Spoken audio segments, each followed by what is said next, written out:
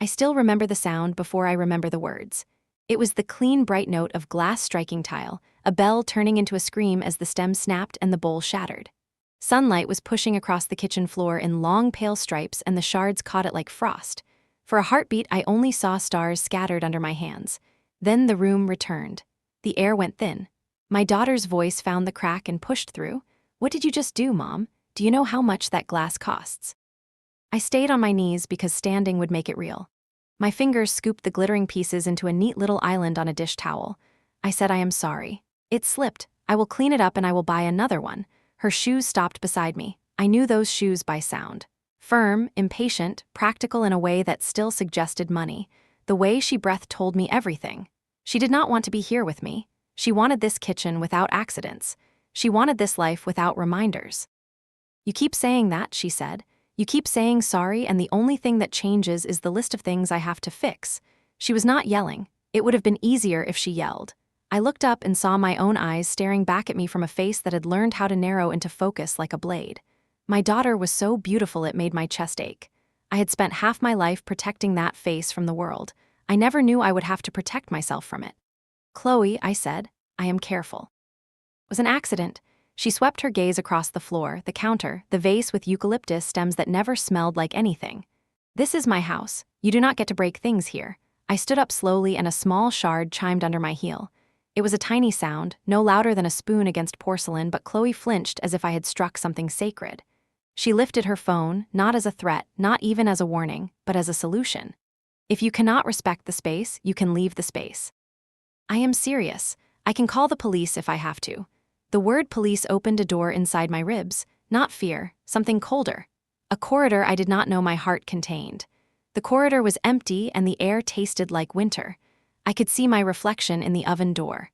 A thin woman in a soft sweater, hair twisted back with a plain clip, the small gold band still on her ring finger because there were promises you do not take off. "I built this house with your father," I said, and even as I said it I knew the sentence was wrong. I had not built this house of white tile and steel. I had built another one long ago, with squeaky wood and a garden that would not be tamed. But this house sat where that one once stood, and somewhere beneath the engineered flooring, two people who loved each other had sanded, painted, patched, and laughed, and they were part of the earth now. I wanted her to hear that echo. "Dad is gone," she said. "We are not living in memories. We are living in reality, and reality is I am the one who keeps this place running." Behind her shoulder, I saw Ryan hover in the doorway. He had that careful face men get when they hope a storm will choose a different path.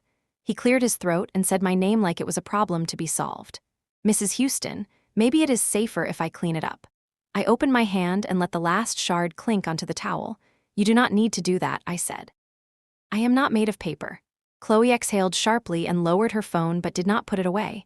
"Do not make this difficult. We have guests tonight. Everything has to be clean and in order. Everything has to be clean and in order." I heard the sentence and I heard all the smaller sentences that had built it.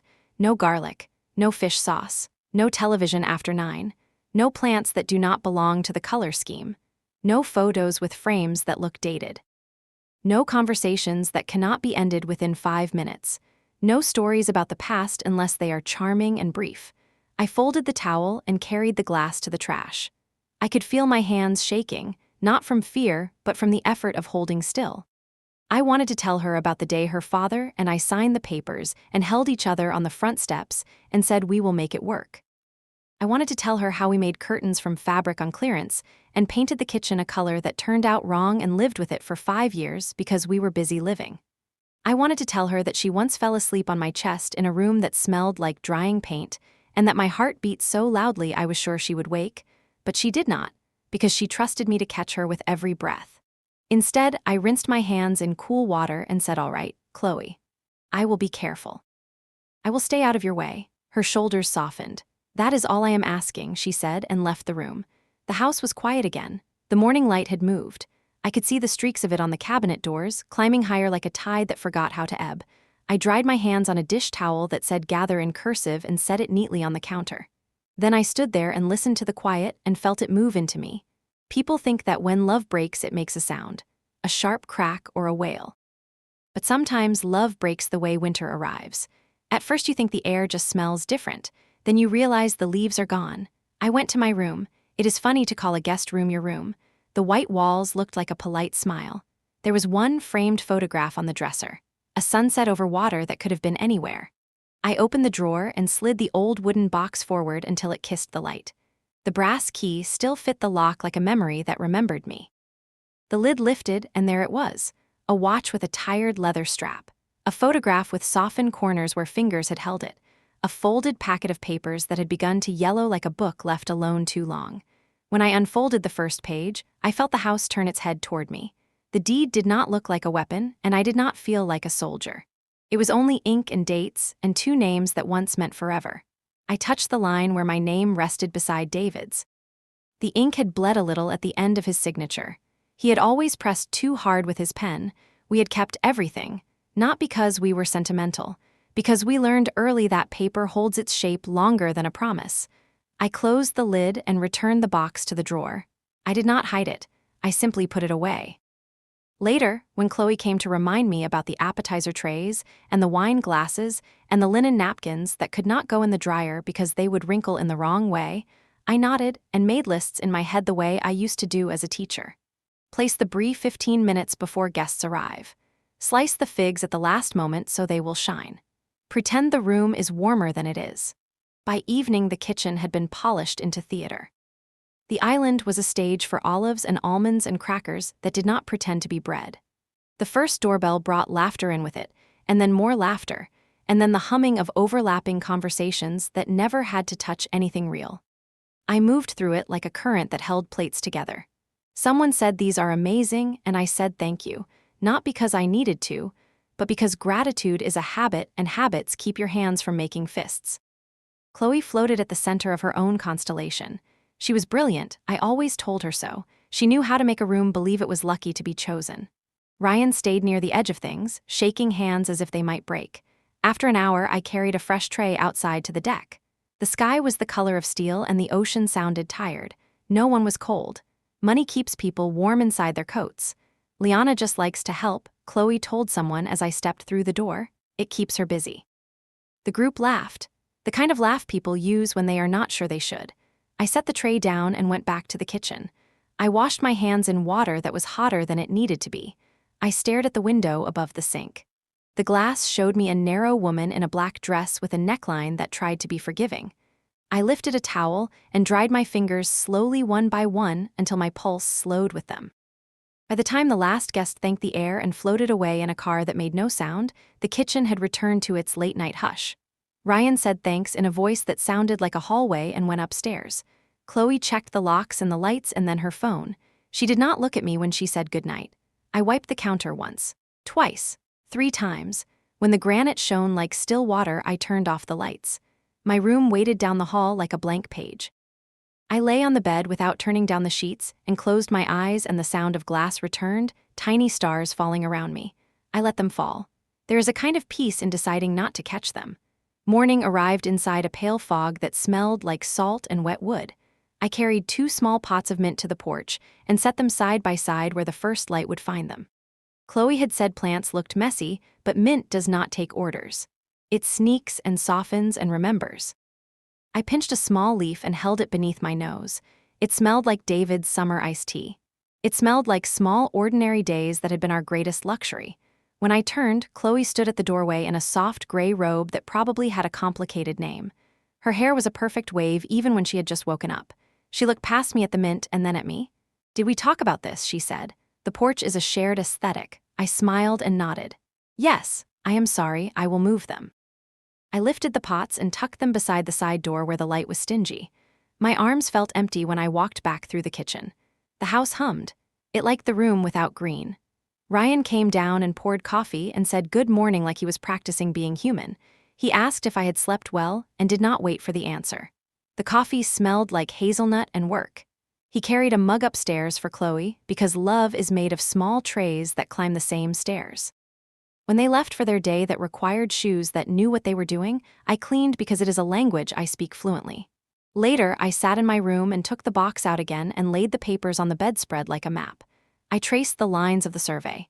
I read the clauses that spoke in sentences without verbs. I counted the years. I pressed my finger to the edge of the paper and felt a tiny cut begin, the kind that stings because you cannot see it. I did not want to hurt my daughter.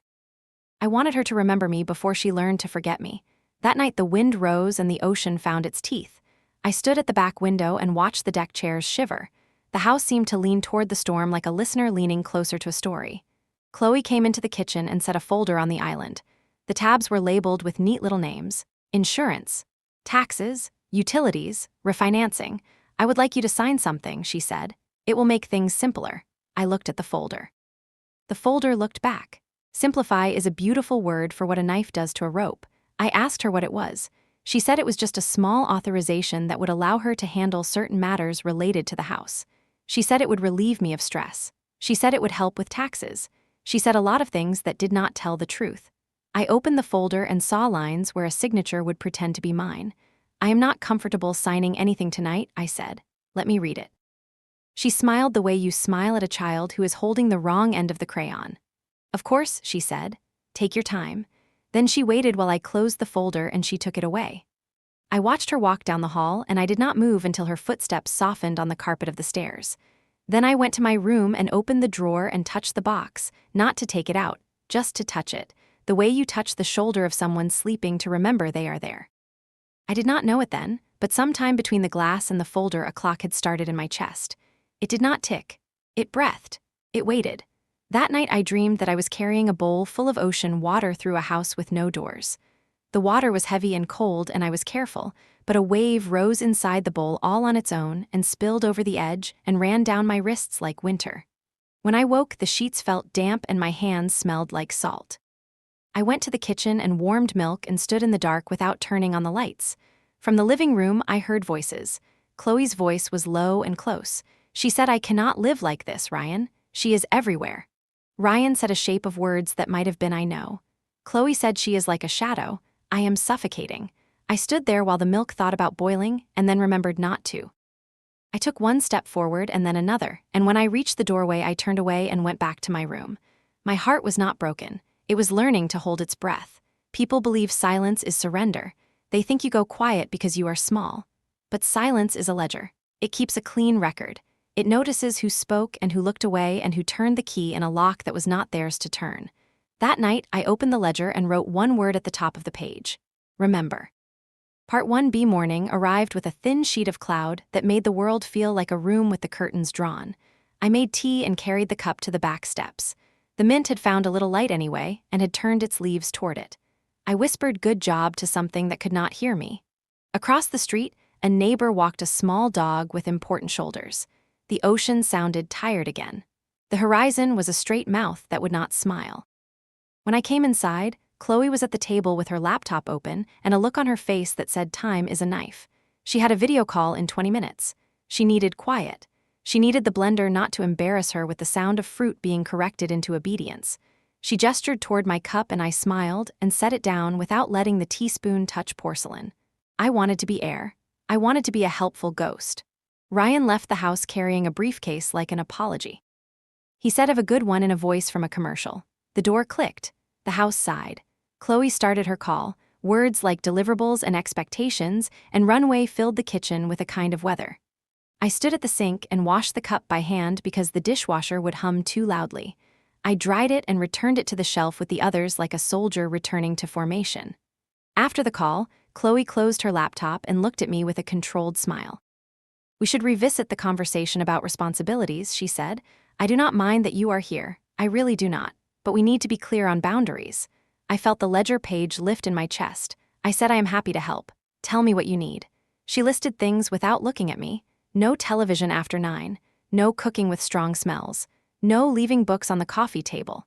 Please stop watering the plants near the porch because the water stains the tile. Do not open packages addressed to me. Do not move anything on the shelves. If we have guests, please limit your presence to the kitchen or your room unless I ask. She paused and waited for me to be grateful. I said, "All right, I will do my best." I meant it. I have always done my best. It is the only way to look in a mirror and survive. She nodded and gathered her laptop and her phone and her second phone and went upstairs. A moment later, she came back with a folder. She set it on the counter. "I know you wanted to read this," she said. "No pressure, take your time, but soon would be great." After she left the room, I opened the folder again. The papers were not complicated, they were careful. Careful is a word that likes to dress as kind. I read every page. The more I read, the heavier my teacup felt, as if the handle had turned to iron. At the end, my signature waited, imagining itself into existence. My hand did not move. The phone rang. Chloe answered upstairs, and her voice softened. She could be so gentle when the person on the other end did not know she had been practicing sharpness. I closed the folder and slid it the smallest possible distance away from me. That distance felt like an ocean. I went to my room and took the box out and opened it and unfolded the old deed and its friends.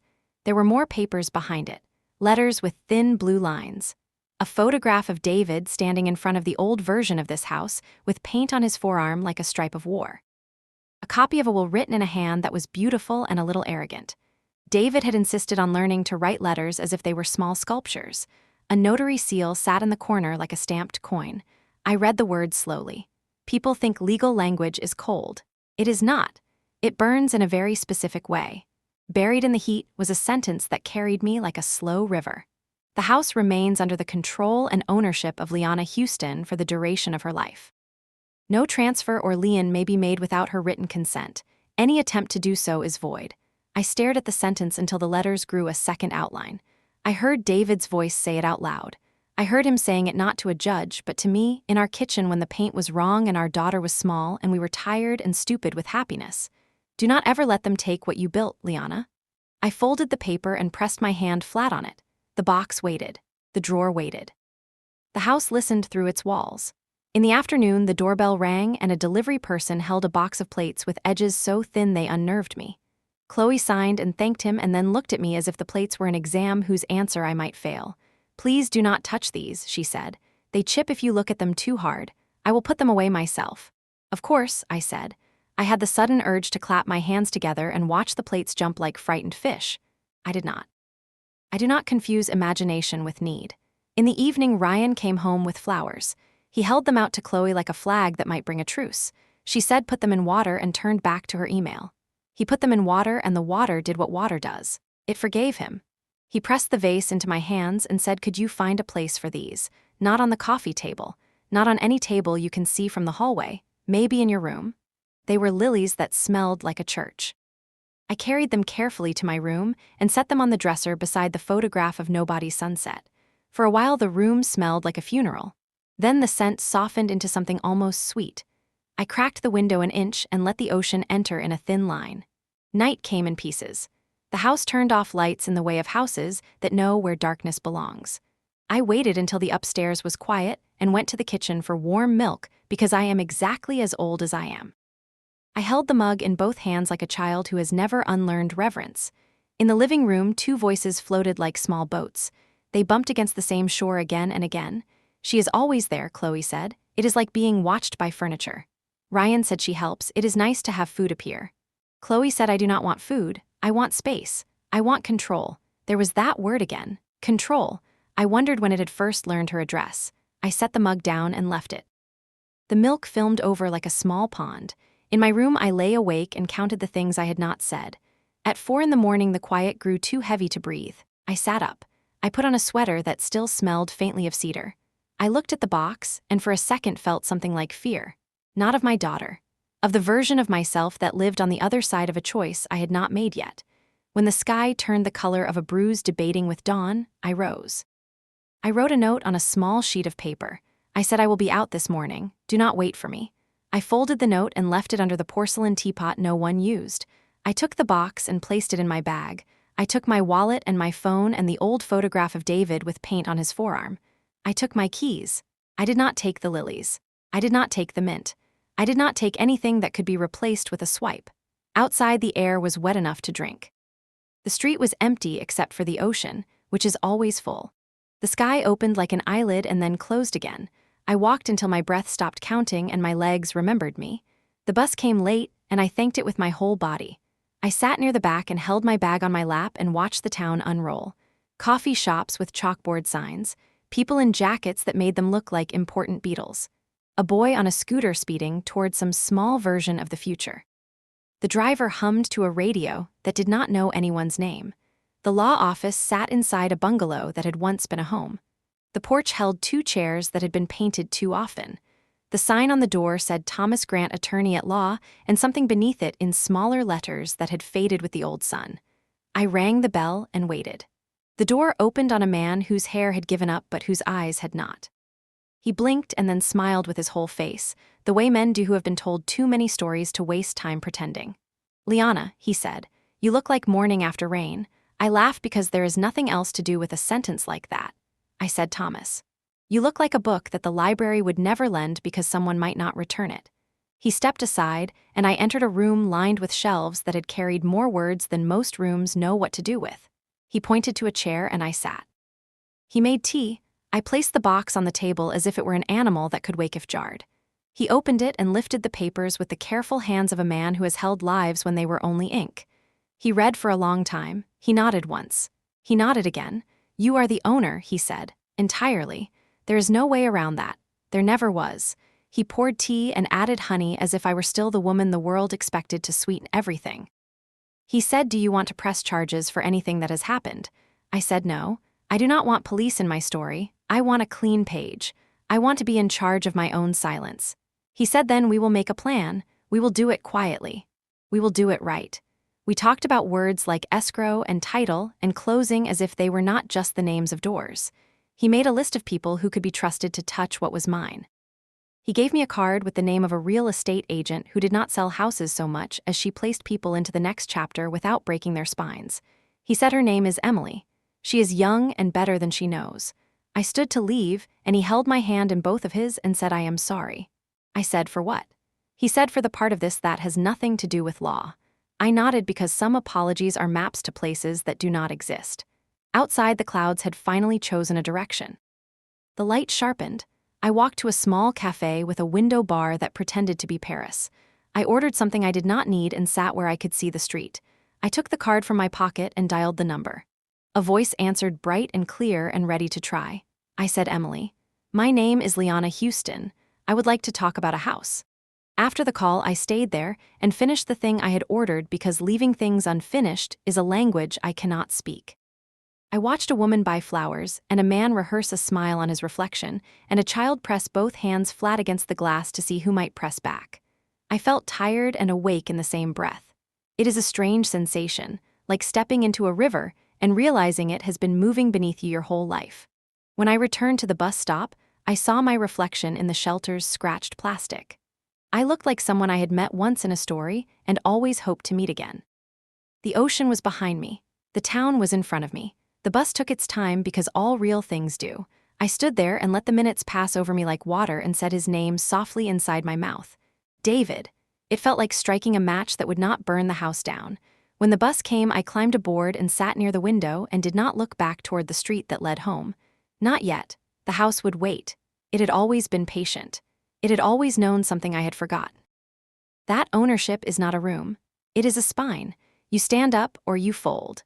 Back at the corner near the water, I stepped off and felt the wind try to take something from me. I held on and kept walking until the path turned toward the porch with its tile that hated water. The mint had found more light while I was gone.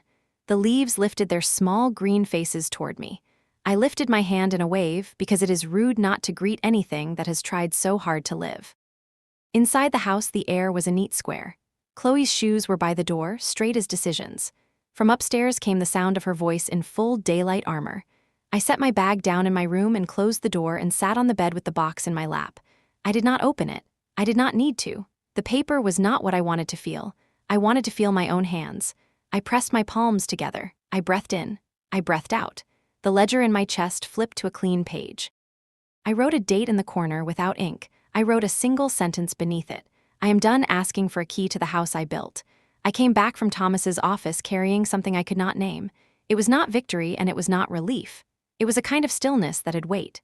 I unlocked the front door as quietly as I could. The house smelled like lavender spray and control. Chloe's voice floated from upstairs, steady and sweet, rehearsing for the world. She was on another call. I set my bag down and took off my shoes. The silence that followed was polite. It was the silence of a home that knows how to hide its teeth. I went to the kitchen. The dishes from breakfast were gone. The counters shone like the surface of a coin. A vase of white lilies stood in the middle of the island, perfectly arranged. I touched one petal. It felt cold. A sticky drop of pollen stained my fingertip. I wiped it on a napkin and thought about how easily beauty stains. I poured myself some water and stood by the window. The mint outside had wilted a little, but it was still alive. I liked that about it. No one had to tell it to keep going, it simply did. Ryan came home early. He looked surprised to see me. He asked where I had gone. I said I had errands. He said Chloe was worried. I said she did not need to be. He nodded, relieved, the way men nod when they are tired of conflict but too kind to admit it.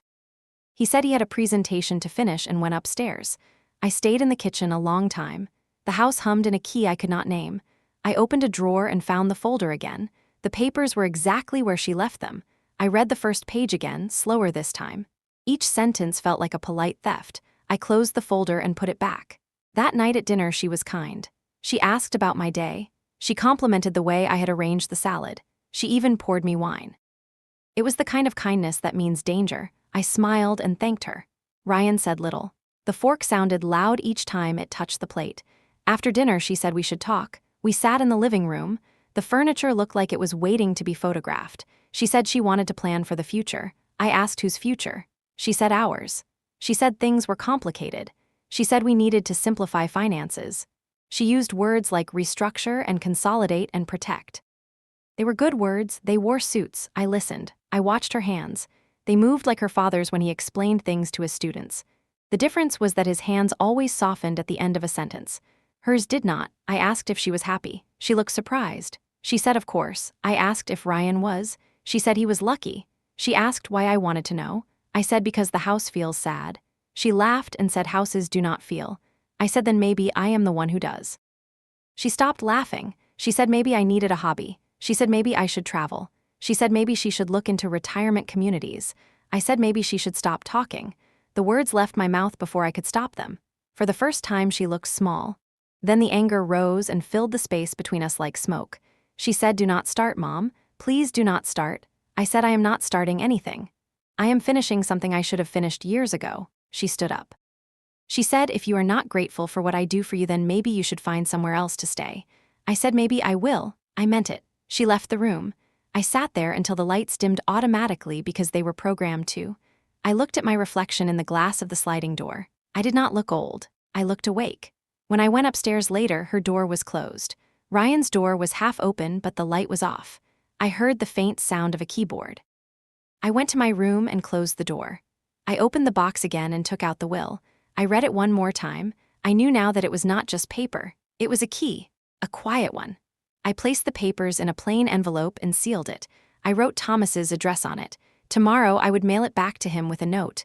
I would not need to keep it here. I would keep something else instead. The knowledge that the house already belonged to me in ways no one could undo. The next morning Chloe was gone before I woke. Ryan left a note saying there was coffee in the pot. I poured a cup and took it outside. The air smelled like rain. The mint glistened with dew. I touched one leaf and felt the cold water slide down my finger. I whispered thank you to something no one else believed was listening. Later that day, while cleaning, I found a small piece of glass under the cabinet. It must have rolled there weeks ago from the first accident. I picked it up and held it against the light. It looked like ice. I thought about how something broken could still reflect the sun. I placed it on the windowsill. Maybe I would keep it there as a reminder, not of what broke, but of what light can do when it finds the right angle. At noon, Chloe came home unexpectedly. She was on the phone. She did not see me at first. She was talking fast, her tone all edges. I heard her say my name.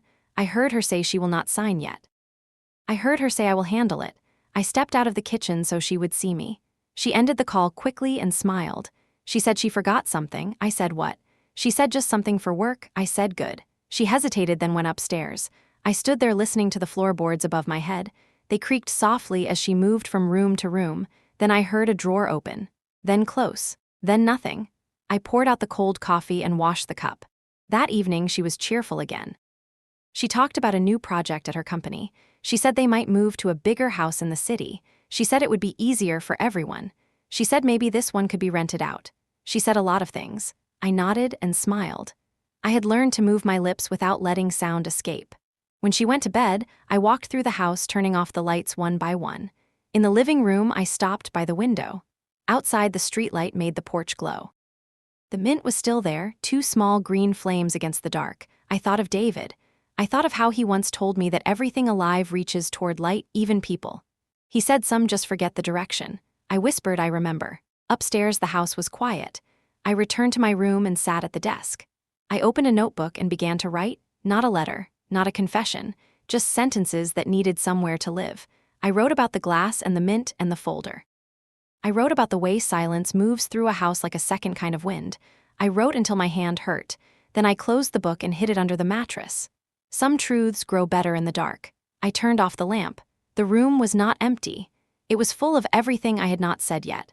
I lay back and stared at the ceiling. The mint's scent drifted through the window. The air tasted green. My heartbeat matched the waves outside. Somewhere in that rhythm, I heard a voice that was not quite memory and not quite dream. It said, "Do not be afraid to finish what you began." And I answered, "I am not." The next morning, the sky was washed clean and the air smelled like something beginning. I woke before the alarm that I do not use. The house was still and listening. I stepped into the hallway and paused because I could hear water running in the upstairs bathroom and the soft click of Chloe's makeup case. Ryan's door was open and empty. He had already left. I went to the kitchen and boiled water for tea. The kettle sang a small silver song. I let it finish before it could grow impatient. I carried my cup to the porch. The mint leaves held little stars of dew that trembled when I touched them. I thought of David again, not as a ghost but as a warmth that rose from a room no one else could find. The ocean was a calm gray that made me feel brave. I told the day I was ready. The day did not argue. After breakfast, I tidied the living room and wiped the prints from the glass table. My own fingerprints vanished as if I had never been here. I loved that and I hated it. I returned 2 magazines to the stack and lined them to the edge because Chloe loved edges. While I worked, I imagined another house. Not the old one we built, not this one that tried to be a museum, but a third house made of rooms inside me. 1 room for silence. 1 room for memory. 1 room where I kept the truth like light in a jar. Around 10, the phone rang. It was not the house phone because we do not have one. It was my cell. The number was unfamiliar. I answered anyway. A woman's voice introduced herself. She said she was calling from the bank. She said she needed to verify some information about an application tied to my address. Her voice was kind and alert. She asked if I had recently applied for a home equity line of credit. The phrase moved through me like a cold hand. "No," I said, "I have not applied for anything. Why do you ask?" There was a pause of exactly the length that happens when someone is being careful with a truth. She said the application listed me as a co-owner and carried a signature that matched a previous file. She said the documents also listed a transfer of authority to my daughter. She said she needed to confirm before proceeding. She asked if I would like her to email a copy. "Yes," I said. "Send it to me." "Thank you for calling." When the email arrived, I opened it in the quiet room of my mind. The signature on the line that pretended to be mine looked almost right. It would have fooled anyone but my own hand and the man who watched it for 40 years. I felt something like sorrow rise and then settle because this was not a surprise. It simply wore a new coat. I printed the pages and laid them on the counter. The kitchen light washed them into doctor office colors. I read each line. I marked the places where the story lied.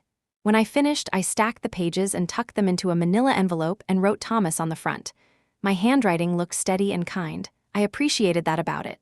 Chloe came home earlier than I expected. She was talking on her phone when she came through the door.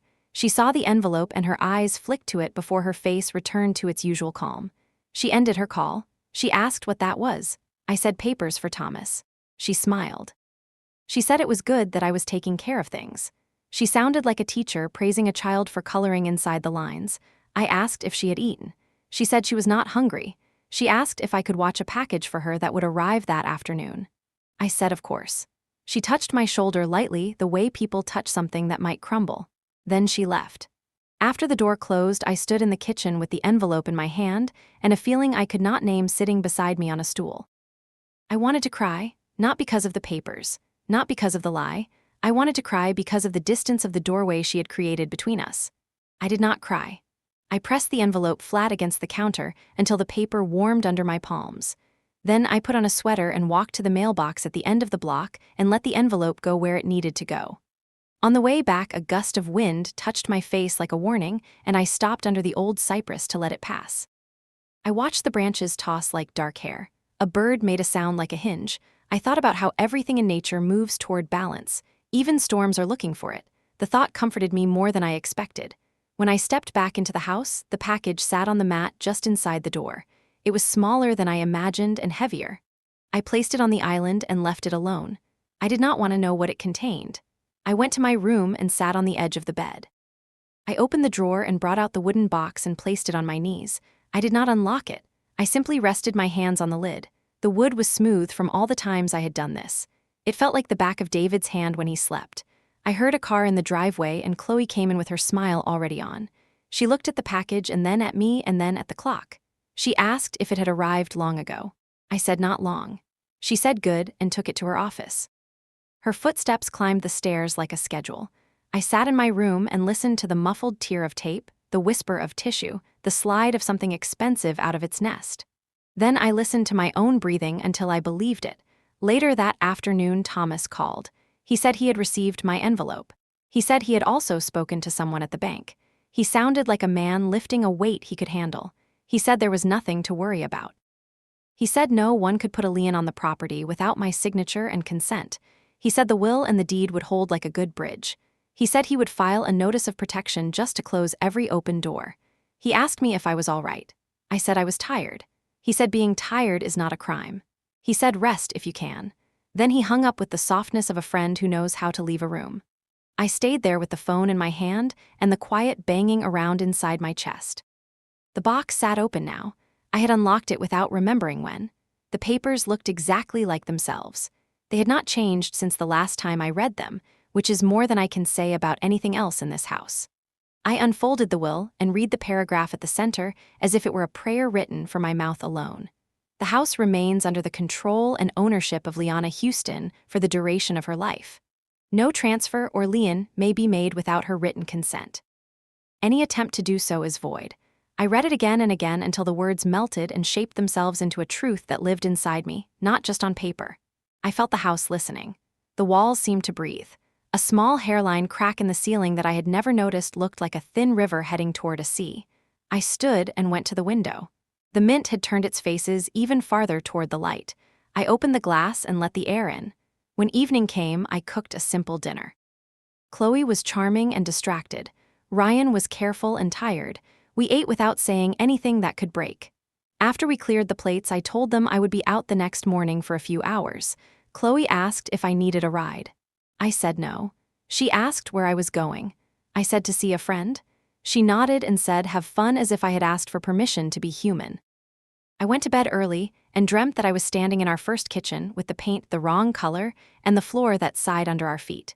David stood at the sink rinsing blueberries in a colander shaped like a small moon. He turned and smiled and placed one in my mouth and said the simplest sentence in the world. You know what to do. I woke with the taste of sweetness, as if something had finally ripened on my tongue.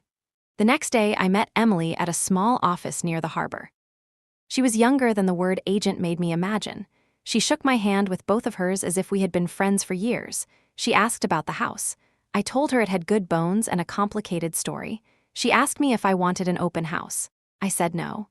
Quiet felt right. She understood. I liked that she did not push. She measured rooms with her eyes and wrote numbers I did not need to read. She promised to move carefully. She promised to call me only when something deserved my attention. I believed her. When I returned home, Chloe was in the living room with a woman I did not know. They were laughing at something on a screen. The woman looked at me with interest and kindness. Chloe introduced us.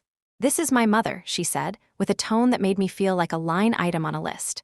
The woman told me her name and said I had a beautiful home. I said thank you and heard myself mean it because beauty is still beauty even when it forgets your name. They went back to their screen. I went to the kitchen and made tea and stood at the window and watched the edge of the world. The mint moved in the breeze like someone saying yes over and over. I pressed the rim of the cup to my lip and let the steam kiss the underside of my nose. In that moment, I knew something was about to turn. The way you know rain will start before the first drop falls, the way you know a sentence is ending even before the period arrives. I walked to my room and opened the drawer and lifted the box and carried it to the bed. I unlocked it and spread the papers across the quilt until the bed looked like a lake dotted with white boats. I chose the will and the deed and the survey map and placed them in a new envelope. Then I took the small photograph of David with paint on his arm and tucked it behind them so he would be there in the room with the signatures and the dates. I sealed the envelope and wrote my name across the front in a hand that did not shake. I sat and held the envelope to my chest. I counted to 10 softly, as if counting a child into sleep. Then I said the words out loud to the empty room, because the room needed to hear them, and so did I. This house is mine. The next morning, sunlight slid across the walls like a quiet confession. I woke before anyone else and sat on the edge of the bed listening to the house breathe. It had its own rhythm now, soft and wary. The air smelled faintly of lilies even though I had thrown them away the night before. I looked at the envelope with my name written on it and felt a strange calm. It was not victory. It was the steady weight of knowing. I made tea and carried it to the porch. The mint shimmered with small new shoots, stubborn and alive. The ocean looked pale and distant. I sat there until the cup cooled in my hand and then went back inside. The clock on the wall clicked like a polite reminder. When Chloe came down, she looked at me as if trying to decide who I was today. She said she had a meeting across town. She asked if I needed anything. I said no. She nodded and poured coffee into a silver travel mug. Her movements were sharp, precise, every motion a statement. Before she left, she stopped at the door and said in that careful tone she uses when she wants control to sound like kindness, "You know, I only want what's best for you, Mom." I smiled. I said I know, but sometimes best is just another word for yours. She blinked and left without answering. The door shut softly. The house listened. Ryan came down a few minutes later, tie-crooked, hair still damp from the shower. He looked tired in a way that had nothing to do with sleep. He said good morning, and I said good morning back. He poured himself coffee, then paused like he wanted to say something else. I waited. "Liana," he said finally, "maybe you could give Chloe some time. She's been under a lot of stress." I said I am giving her time. All of it, in fact. He looked at me, not understanding. He said she means well. I said I know she does. That's what makes it so hard. He sighed and took his mug upstairs. I watched him go, the hem of his shirt untucked, the quiet of the hallway closing behind him. When I was alone again, I went to my room and opened the notebook I had hidden beneath the mattress. I began to write. Not about Chloe this time. Not about the house or the papers or the lies that came wrapped in courtesy. I wrote about David. About the first morning we spent here before the walls were painted and the floors were finished. We had slept on a mattress on the floor and the air smelled like sawdust and possibility. He had held my hand and said, "Someday this place will have laughter in every room." I wondered what he would think now. The pen slipped once and left a long black line across the page. It looked like a horizon dividing everything I had been from everything I still was. I closed the notebook and looked out the window. A small white van was parked across the street. The driver sat inside reading something on his phone. After a few minutes, he started the engine and drove away. Around noon, there was a knock at the door. I opened it to find a woman holding a clipboard. She introduced herself as Emily. I recognized the name immediately and smiled. She said she had just finished the initial report on the property assessment. I asked if she wanted to come in. She said yes. Her voice was warm and direct. We sat at the kitchen island. She spread out papers, photographs, figures, and small neat notes. She said the market was strong. She said this house would sell quickly if I ever decided. I said I wasn't sure yet. She said take your time. She said sometimes knowing you have a choice is all you need. When she left, the house felt lighter. I stood by the window watching her car disappear down the street. I almost laughed because it felt like the first kind thing that had happened in months. That evening, Chloe came home with a small gift bag in her hand. She said it was for me. She said she wanted to start fresh. Inside was a pale blue scarf, soft as wind. I thanked her. I meant it. She smiled and said she was proud of me for trying to adapt. I nodded because there was nothing else to say. We ate dinner quietly. Ryan talked about a client meeting. Chloe smiled in the right places. I pretended not to notice the way she checked her phone under the table. When the plates were cleared, she said she was tired and went upstairs. Ryan followed a few minutes later. I stayed in the kitchen and stared at the envelope again. I had left it on the counter this time. My name looked firm in the low light. I whispered it. Liana Houston. It sounded like someone who had survived her own story. I turned off the lights and walked down the hall.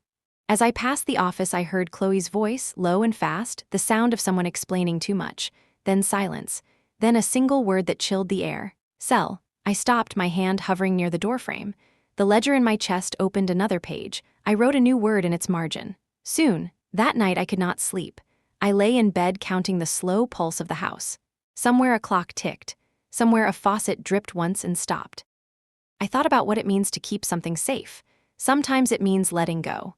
Sometimes it means staying exactly where you are until the world realizes it cannot move you. At 3 a.m, I rose and went to the kitchen. I poured a glass of water. The window was dark, my reflection faint and almost kind. Then, in that same reflection, I saw movement behind me, a shadow near the hallway. I turned, heart still and listening, but there was nothing there. Only the open space and the quiet hum of electricity. I told myself it was nothing, but the house did not believe me. When morning came, I walked outside to breathe the salt air. The mint had grown taller overnight. It brushed against my fingers like it knew a secret. I smiled. I said thank you for staying. The ocean answered with a whisper that sounded like yes. I did not know it yet, but that morning was the beginning of the turn. The quiet before the sound that changes everything. That afternoon, the air changed. It was not something you could see, not even something you could name, but the light in the house tilted. It felt heavier, as if each wall was waiting for a sentence to end. I spent most of the morning dusting shelves that did not need dusting and folding towels that were already folded. It was my way of keeping time. At noon, a knock came at the door. Not the usual soft, kind people use when they belong here. This was firm, official, practiced. I opened it to find two men in suits holding briefcases. One of them smiled with his mouth only. The other adjusted his tie. They asked if they could speak to Mrs. Liana Houston. I said you already are. They looked at each other, then at a folder the smiling one carried. He said they were here to confirm the final verification for the home transfer. He said it would only take a few minutes. I felt the floor drop an inch beneath me. I said there is no transfer. The man hesitated, then said according to our records, the documentation was submitted by your daughter with your co-signature. He said everything was in order except for the final physical verification. He said it was standard procedure. I took a deep breath. My hands did not shake. I said I think you should leave. There has been a mistake. They looked uncomfortable but polite. They said, of course, we will double check. They handed me a card and left. When the door closed, I locked it and leaned against the wood. The card in my hand felt like a piece of evidence from someone else's life. I walked to the kitchen, filled a glass of water, and drank it slowly.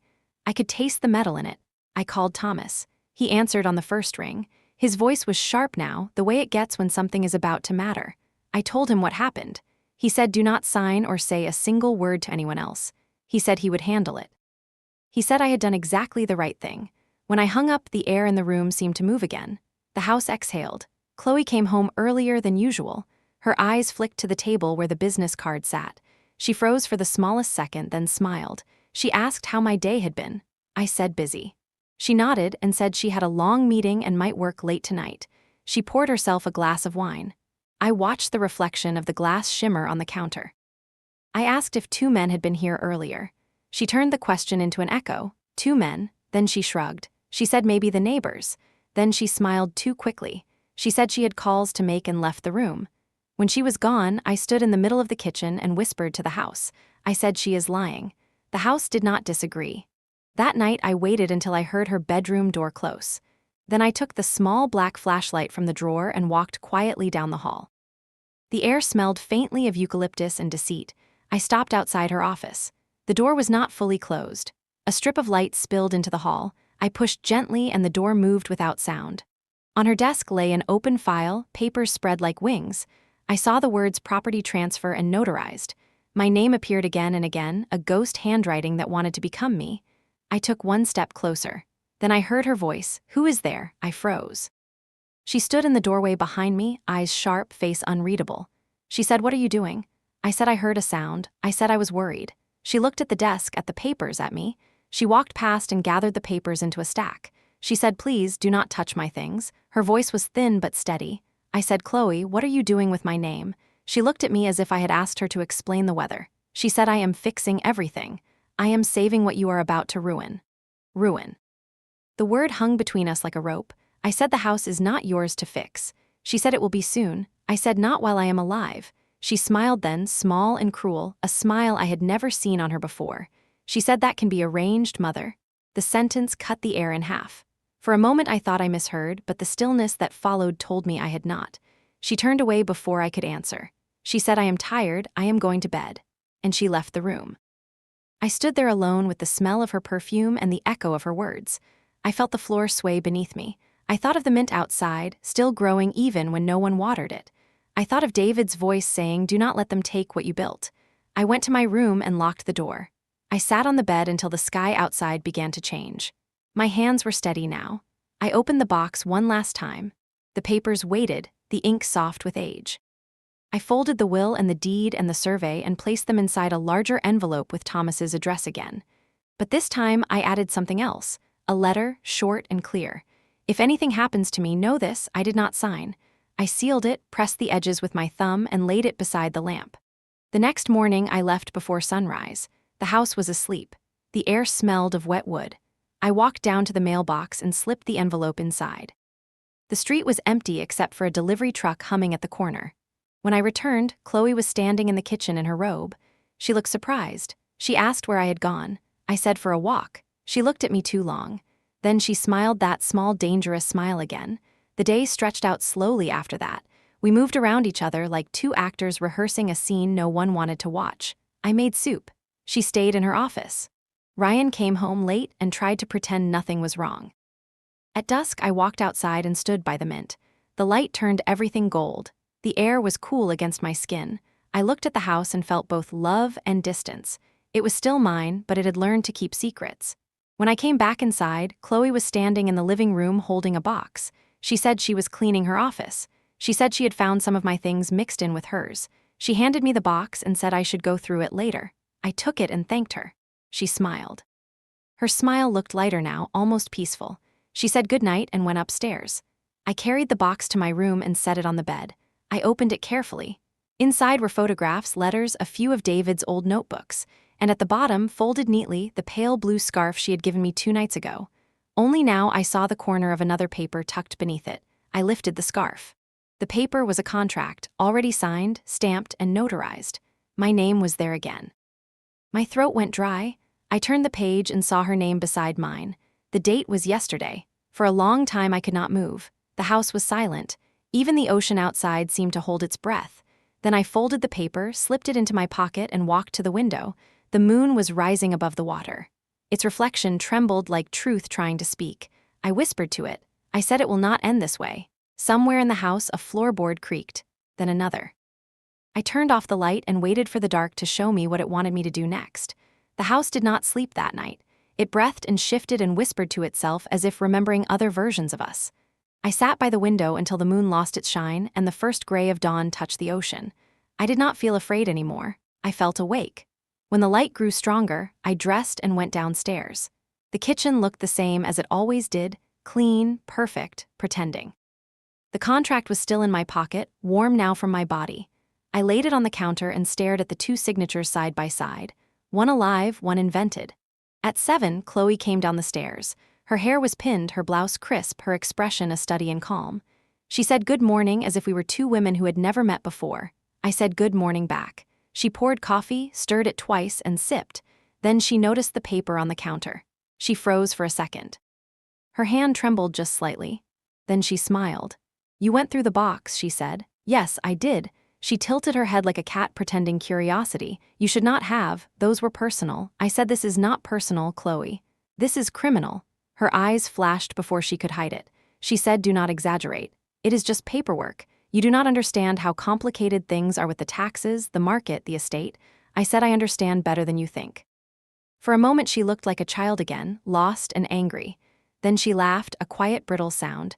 She said you will not stop this, Mom. You never stop anything. You just wait until someone else cleans it up. That was when I realized what she really wanted was not the house. It was proof that she could win against me. Proof that she was stronger, that I was small. I said I am done waiting. Her smile thinned. She said do what you think you have to, but it will not matter. Some things are already in motion. She took her mug and left. Her heels sounded sharp on the tile. The sound stayed even after she was gone.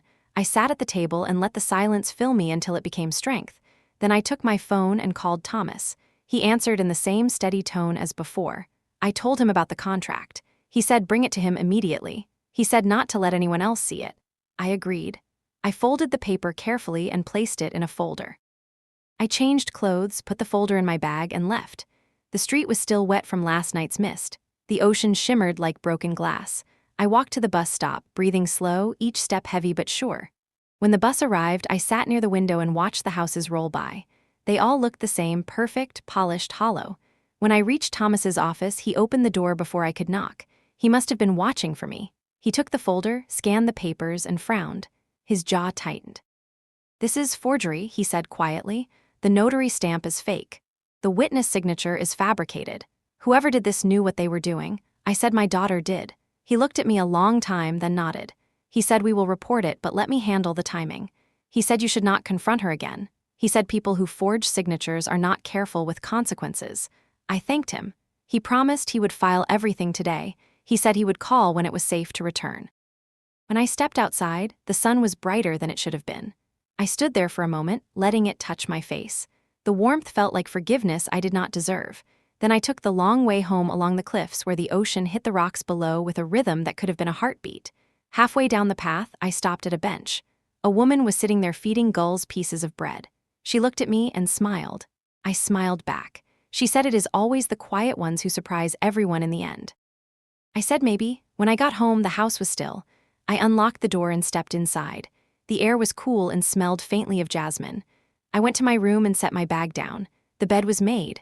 The box was still where I left it. Everything looked untouched. But something felt different. I opened the drawer. The notebook was gone. I searched the room, the closet, under the bed. Nothing. The pages where I had written everything, the glass, the folder, the bank call, her lies gone. I walked down the hall and found Chloe in the kitchen. She was on her phone, laughing softly. She looked up and saw me. Lose something, she said. My notebook, I said. She sipped her drink. She said maybe you misplaced it. You are getting forgetful lately. Her tone was syrup over steel. I said give it back. She smiled and said there is nothing to give. I looked at her and realized there was no line left to cross. We were already on opposite sides of something that could not be repaired. That night, Ryan came home and sensed it too. He asked what was wrong. I said nothing he could fix. He looked at Chloe and then at me. He said I cannot keep doing this. She said then do not. He left the room. The sound of the door closing was softer than I expected. I went upstairs to my room and lay down. The sea wind crept in through the crack of the window. It carried salt and cold and the faintest echo of freedom. I thought of the mint still alive outside. I thought of the way its scent clung to my hands even after I washed them. I thought of David saying houses remember their true owners. I whispered to the dark, hold me up one more time, just one more time. The house answered with a creak deep inside its bones. I took that as a yes. In the morning, I would act. But for now, I let the quiet hold me like a promise. The morning began with wind. It rushed through the open crack of the window and swept across the curtains like a warning. I woke before dawn and dressed without turning on the lights. My reflection in the mirror looked like a stranger wearing my face. I whispered you can do this and the stranger nodded back. Downstairs, the house was half lit, gray with early light. I made coffee but did not drink it. The sound of the kettle was too loud, so I shut it off before it boiled. Outside, the ocean was pale and angry, the kind of sea that wants to erase things. At 7, a car pulled into the driveway. It was Thomas.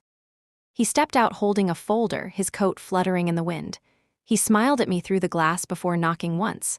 I opened the door and let him in. We sat at the kitchen island, the same place where everything had started.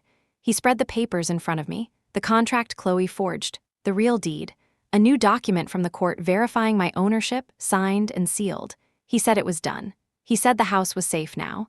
I felt something loosen in my chest. I thanked him. I asked if Chloe would face charges. He said not yet. He said the best path was to let her believe she had won until it no longer mattered. He said sometimes justice wears quiet shoes. I smiled for the first time in days. He promised to keep me updated and left. The car disappeared down the road. The house felt lighter, but only for a moment, because I heard her voice. From the top of the stairs, Chloe stood watching. Her face was calm, but her eyes were sharp.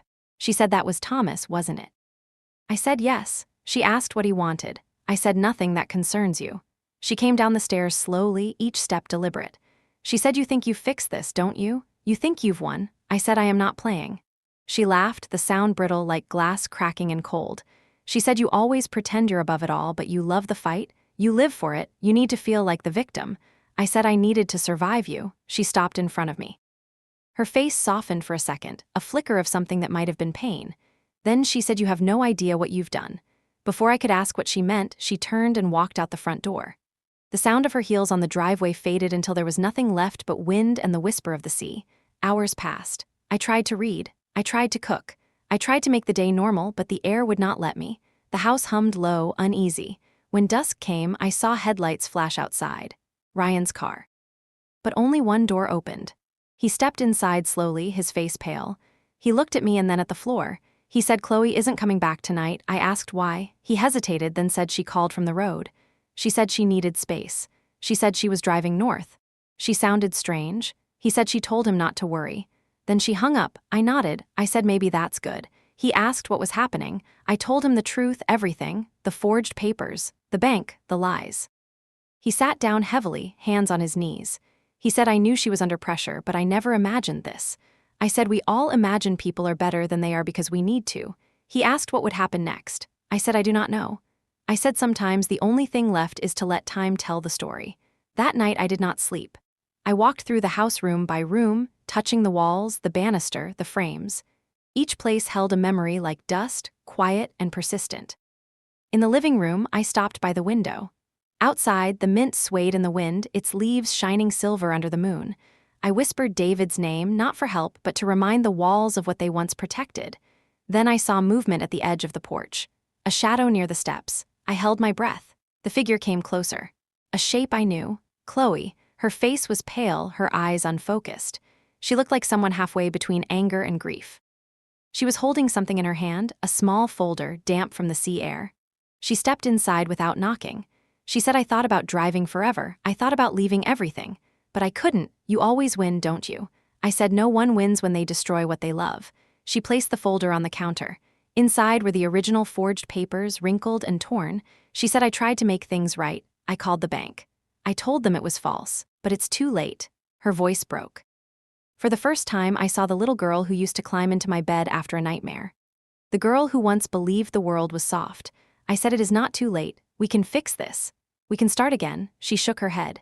She said you don't understand. They're investigating. My job, my accounts, everything. I stepped closer. I said none of that matters. You matter. She looked up at me and her eyes filled with tears she would not let fall. She whispered I just wanted to be you. I reached out but she stepped back. She said I can't do this. I can't face what's coming. She turned toward the door. I followed her, calling her name, but she didn't stop. Outside, the wind screamed off the ocean. The rain started in thin, sharp lines. She walked toward her car. I caught her arm. She pulled away. Please, I said. Stay. She looked at me one last time, her face streaked with rain and something deeper. She said, I'm sorry, Mom. And then she ran.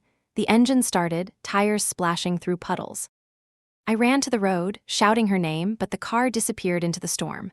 The sound of it faded, replaced by thunder rolling low and wide. I stood there until I could not feel my fingers. The house behind me glowed faintly through the rain, warm and still. I turned back and walked inside. Her cup was still on the counter. Her phone was still charging by the wall. The folder lay open like a wound. I sat at the table and waited for morning. When it came, Thomas called. His voice was tight. He said the police had found a car at the bottom of the coastal road. He said they were still confirming details, but it matched her license plate. The world went quiet. The air thickened. The room tilted. I did not scream. I did not cry. I only said thank you and hung up. I went outside and stood by the mint. The wind had calmed.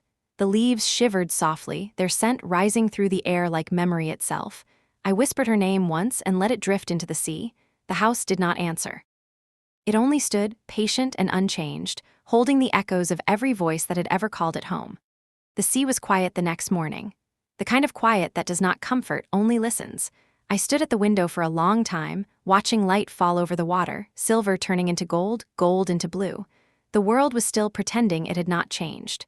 The police came in the afternoon. A man and a woman, both gentle, both wearing the kind of expressions people save for funerals.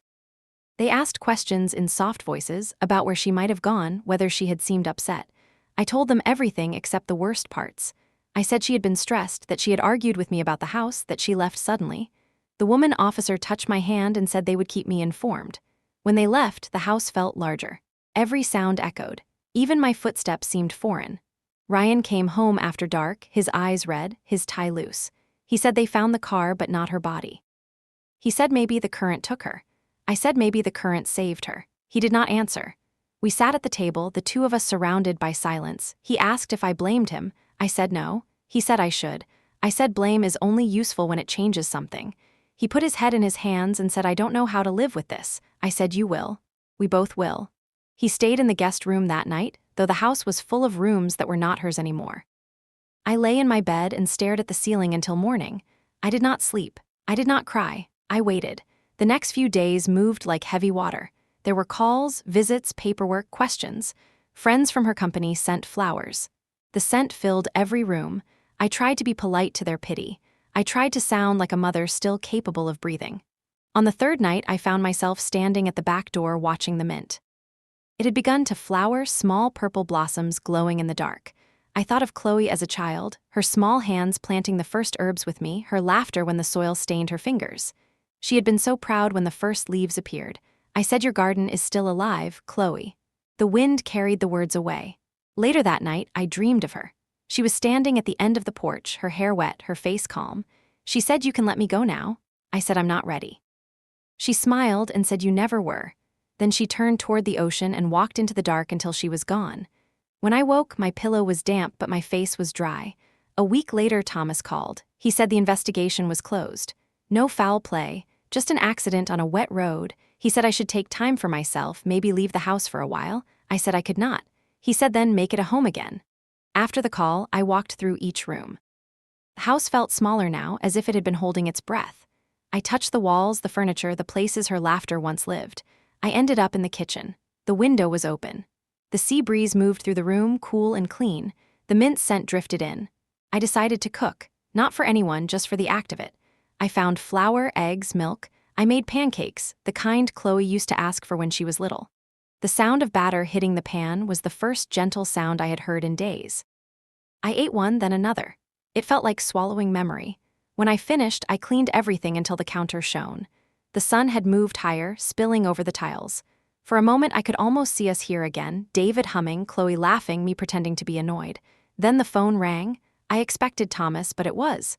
The voice was unfamiliar, female, young, nervous. She said, "Mrs. Houston." I said yes. She said, "My name is Emily.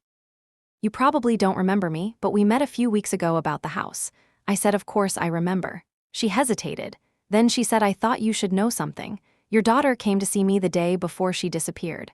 My heart stopped for half a beat. I said, "What did she want?" Emily said she asked about transferring the property again. She said she wanted to understand if it could be done after your death. She seemed desperate. But she also said something strange before she left. She said the house never belonged to her mother.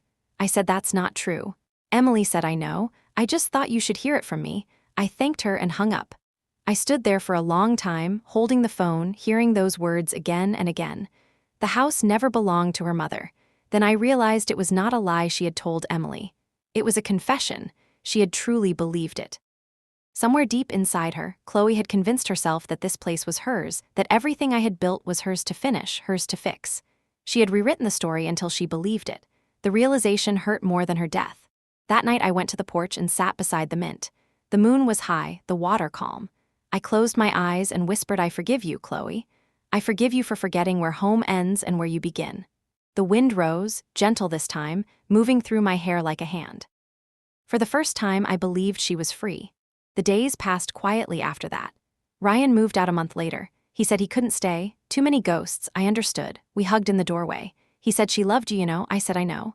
Love is just another way to ruin something beautifully." He smiled sadly and left.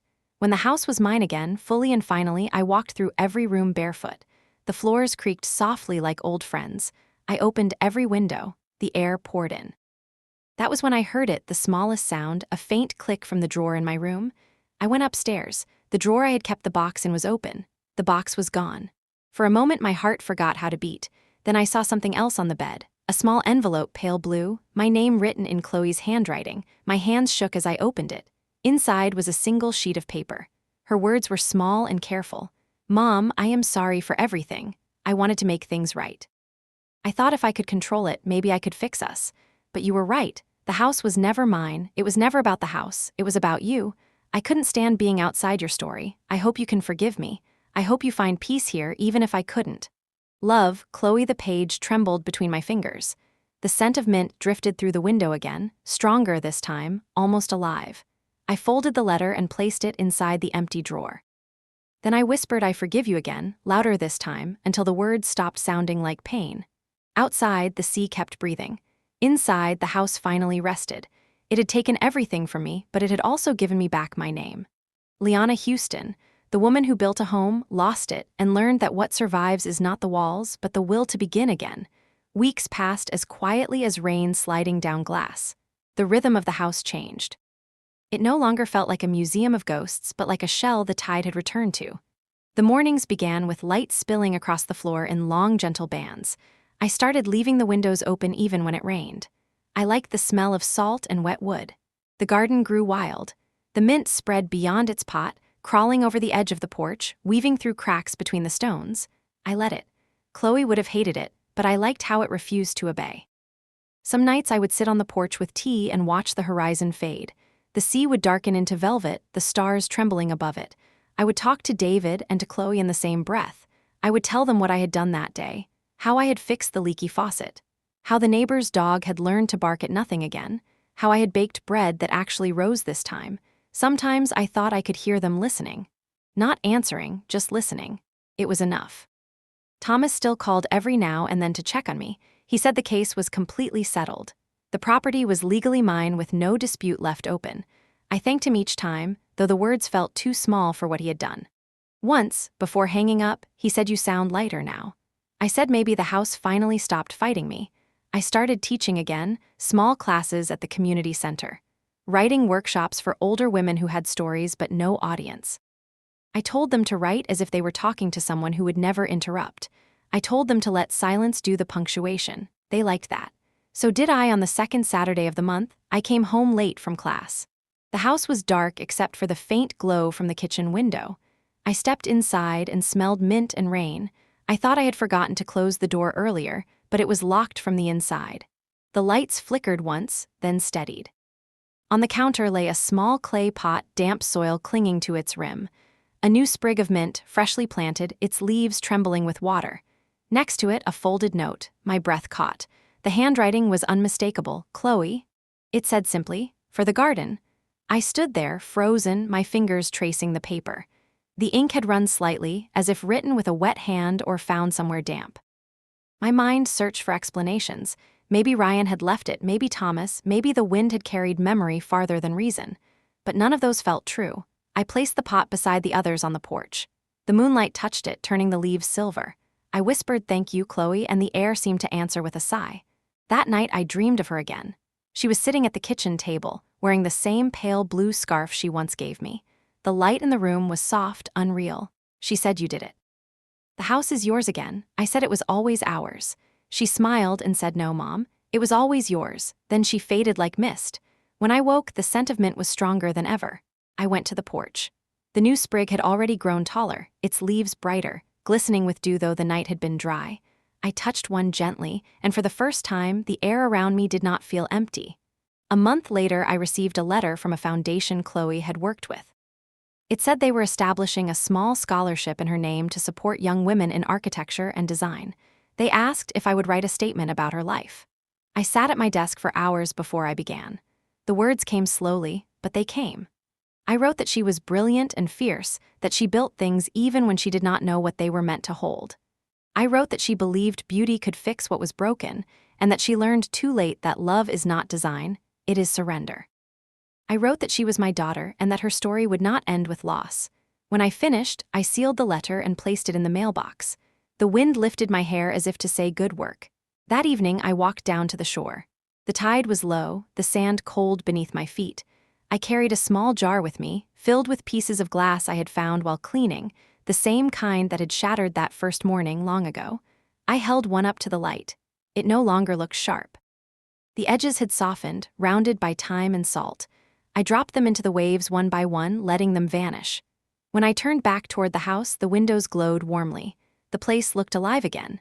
The porch lights shimmered faintly, and for a second I thought I saw a shadow in the window, a figure watching, smiling. But when I blinked, it was gone. Inside, I made tea and sat by the window, my favorite spot. The world outside was quiet except for the ocean breathing. I opened my notebook and began to write again, the same way I used to. Not about pain anymore, but about survival, about the strange peace that follows storms. I wrote, "Every house holds an echo. Some of us are lucky enough to hear it before it fades." Then I closed the notebook, blew out the candle, and let the dark settle gently around me. The house was no longer haunted. It was awake. And for the first time in years, so was I. Autumn arrived slowly, the kind of season that didn't announce itself, only shifted the light. The air became thinner, the sea darker, and the wind that passed through the trees began to sound like memory. The mint had spread into a small green carpet across the porch. I didn't stop it. I liked how it reached for everything, the way it refused to know its limits. I had started writing again, not just for others, but for myself. Each morning I'd make tea, sit by the kitchen window, and fill a few pages with whatever the night had left behind. I wrote about light, about silence, about how grief changes shape depending on where the sun falls. I didn't write about Chloe often, but she was in everything, between every line, like the quiet pulse beneath a song. Sometimes I caught myself listening for footsteps upstairs. Sometimes I thought I heard them. The house was too large for one person, but I never felt truly alone anymore. The air had changed, it had stopped being heavy. It carried peace now, a fragile, careful peace that I guarded without naming. One morning, as I was writing, I noticed something strange. The clock on the wall had stopped at 3:17. I stood up and checked the battery, replaced it, but it wouldn't move. The second hand trembled as if caught in thought. I smiled. Maybe it's resting, I said out loud. Maybe even time needs a break. Later that day, I walked into town for groceries. People had started recognizing me again, not as the woman from the accident, not as the one who lost her daughter, but simply as Liana, the woman who teaches writing at the community center. That felt good. Simple. Human. At the market, Emily, the young real estate agent, was there. She waved and came over. Her face looked softer than before, less guarded. She said she'd been meaning to check on me. I told her I was fine, that the house had been kind lately. She laughed and said that was a strange way to put it. I said maybe, but I meant it. Then she said something that made the air pause.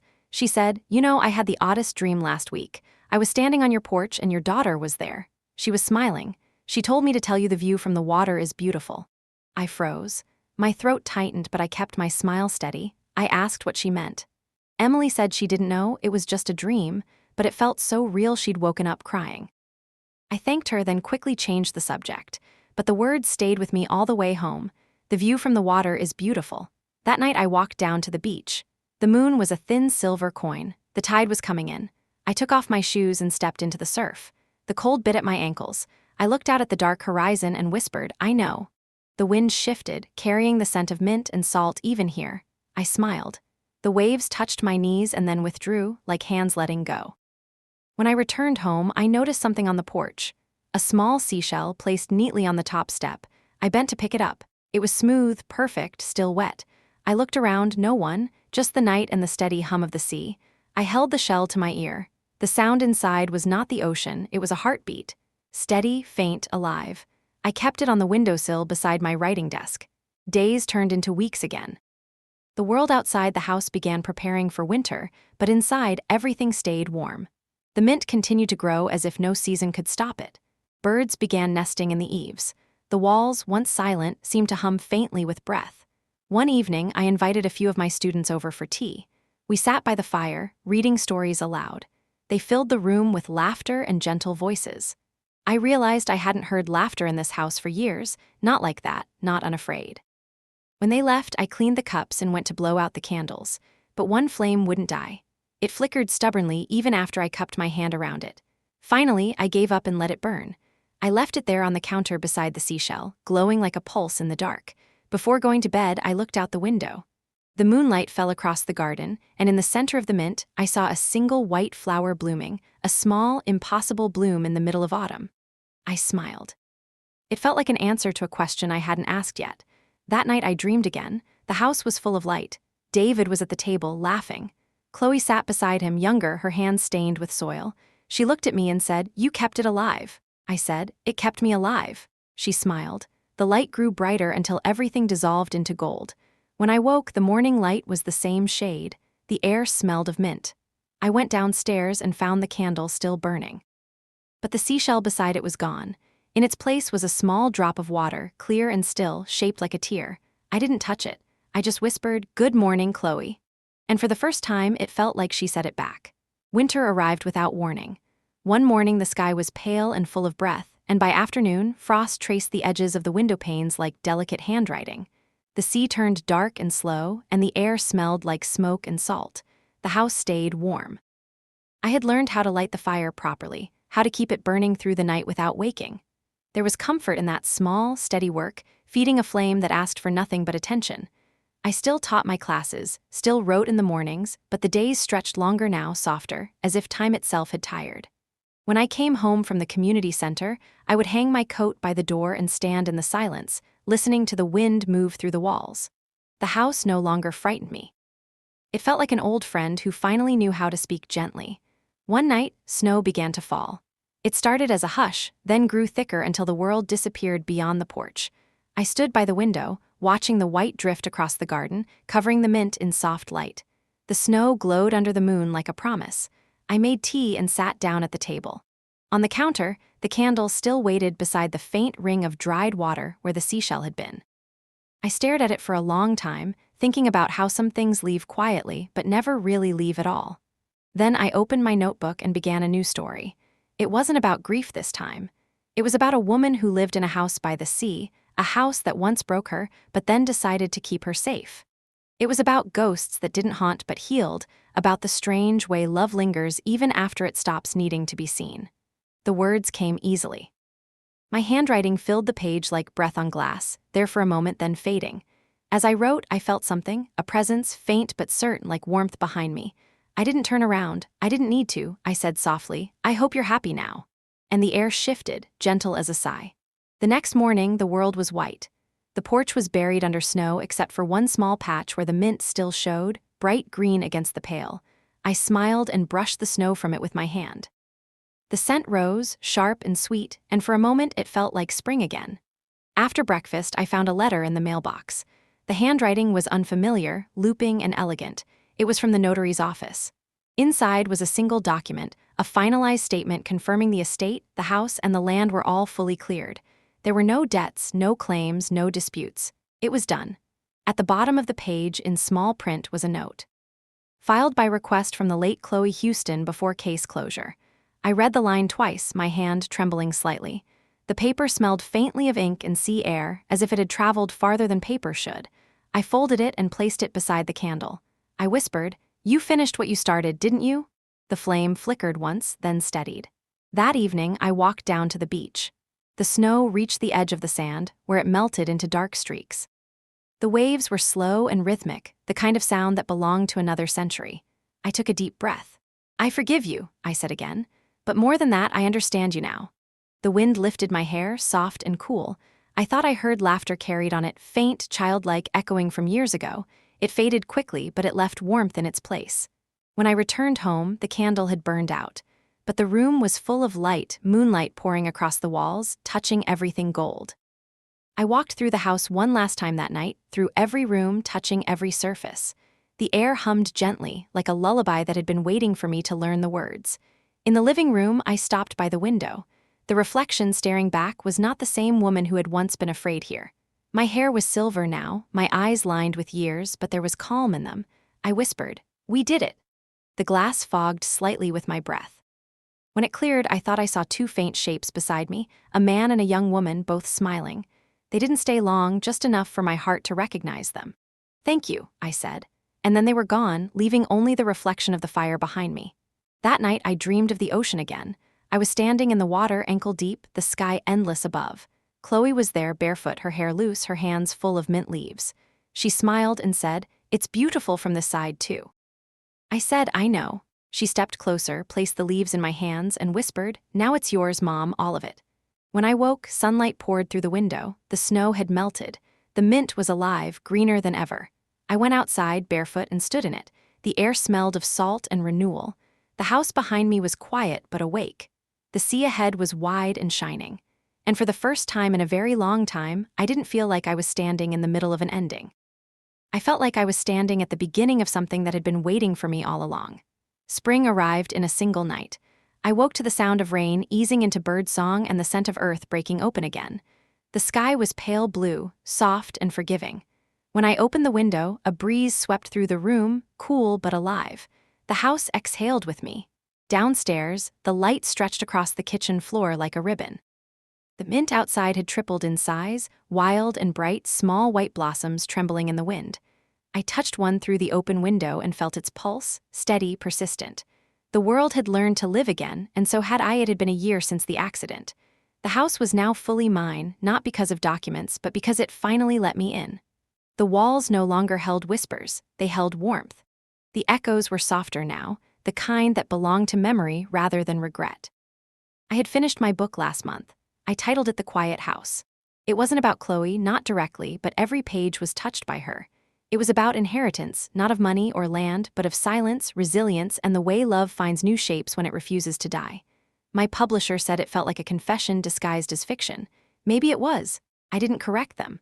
The morning mail arrived, a small stack of letters bound by a rubber band. Among them was one with no return address. I opened it carefully.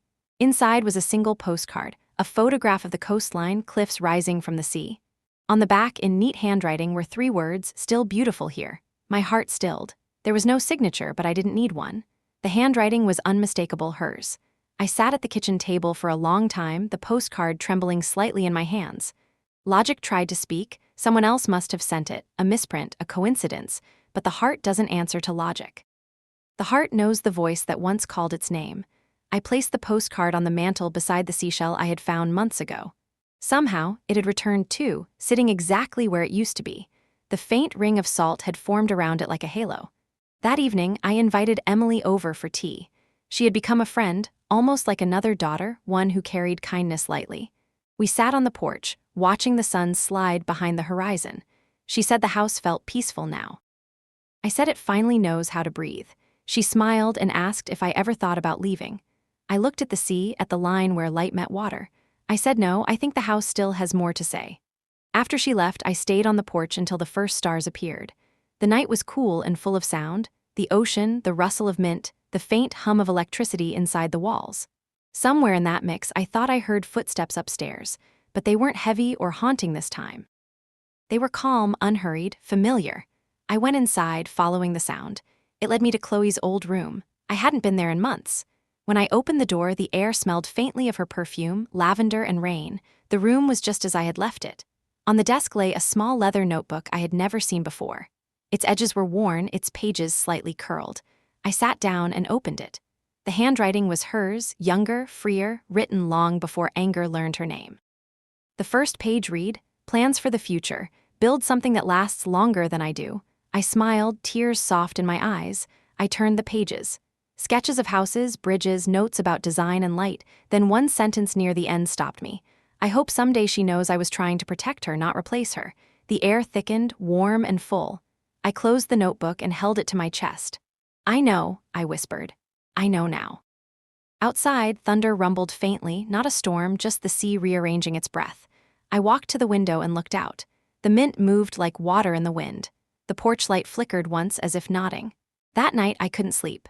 I stayed downstairs, sitting by the fire with the notebook beside me.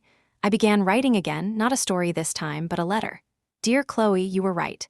The view from the water is beautiful, but so is the view from here. I keep the house warm for you. I keep the garden alive. I don't look for signs anymore because I realize you are the sign. Every bloom, every breeze, every small kindness that finds me, it's you. You built something that lasts, my love. You built me back." I signed it and set it beside the seashell and the postcard. Then I went to bed. At dawn, I woke to birdsong again, but something else too, a faint scent of mint drifting from the hall, stronger than before. I followed it to the porch. The air shimmered faintly, sunlight and salt folding together. On the railing sat a single white feather, light as air, pure as forgiveness. I held it between my fingers and laughed softly, not a sad laugh, a full one, the kind I hadn't heard from myself in years. The house seemed to laugh with me. The walls creaked, the floorboards sighed, the windows caught the wind and turned it into song. I whispered, "Thank you." And for once, I didn't mean it to anyone else. I meant it to myself. Because I had finally learned that home isn't a place you keep, it's a peace you choose to live in. And this house, this quiet house by the sea, had given that peace back to me. Morning light slid across the kitchen like a slow tide, soft and golden. I could hear the sea breathing beyond the windows, its rhythm blending with the rustle of mint leaves against the porch. The air smelled of salt, sun, and forgiveness. I made tea, poured it into the chipped blue mug Chloe once painted as a child, and sat at the table with the feather still lying in front of me. Its whiteness caught the light in a way that made it look alive. When I touched it, a faint warmth pulsed through it, or maybe through me. I thought about how endings have a way of circling back. About how stories, when they finally stop running, return to where they began, not to repeat but to rest. This house had once been a wound, and now it was a pulse. For the first time in years, I had nowhere to be, nothing left to fix. Just a morning that waited patiently for me to notice it. I walked outside barefoot. The wood of the porch was cool under my feet. The mint brushed against my ankles, filling the air with scent. The ocean was silver and endless, calm after months of storms. Standing there, I thought about David. I could almost see him leaning against the railing the way he used to, coffee in hand, smiling at nothing in particular. I said quietly, "It's all taken care of now." A gull cried above, looping in the sky before vanishing into the light.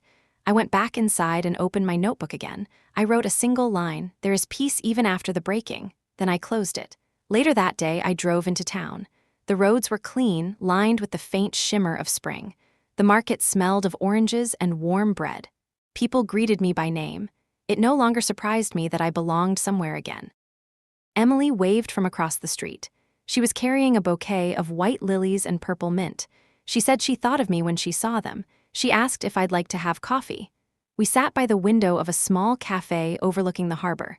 She told me she'd decided to buy a house of her own near the water. She said she wanted it to feel like mine, quiet, alive, forgiving. I told her houses remember kindness. That's all they ever ask to hold. When I came home that evening, the sunset had painted the walls gold. The light pooled across the floor, soft as breath. I lit a candle and cooked a simple dinner, roasted vegetables, warm bread, mint tea. It felt right to eat alone but not lonely. After washing the dishes, I walked through the rooms. I didn't check for ghosts or memories. I just let the silence settle around me. The house had its own language now, and I understood it. In Chloe's room, I placed a vase of fresh mint by the window. The last rays of sun touched the glass, scattering light across her sketches still pinned to the wall. For a moment, I could almost hear her humming. I whispered, "You did build something that lasts, sweetheart." Downstairs, the fire crackled softly. I sat by it, wrapped in a blanket, the candle flickering beside me. I watched the light dance across the seashell, the postcard, the letter, the feather, all the remnants of a story that had learned how to end with grace. I realized then that I wasn't waiting anymore. Not for signs, not for forgiveness, not even for peace. I had it. It was here, in the way the air moved through the house, in the smell of mint, in the steady sound of the waves. I went to the window one last time that night. The moon was rising over the sea, full and round. Its reflection shimmered on the water like a path made of light. I whispered, "I'm ready." And for a moment, just before the wind shifted, I thought I heard two voices, one deep and steady, one soft and familiar, whisper back, "We know." The wind moved through the mint, carrying their laughter, light as the sea. I smiled, blew out the candle, and went upstairs. The floor creaked softly beneath my steps, not with age, but with memory. Before I turned off the light, I looked once more around the room. The walls glowed faintly in the moonlight. I said aloud, "Good night, David." "Good night, Chloe." The house answered with silence. The kind of silence that feels like a heartbeat. I lay down, closed my eyes, and listened to the waves beyond the window. They sounded like breathing. They sounded like home. And in that rhythm, between one breath and the next, I finally understood. This was not the end of the story. It was the moment the story learned how to live.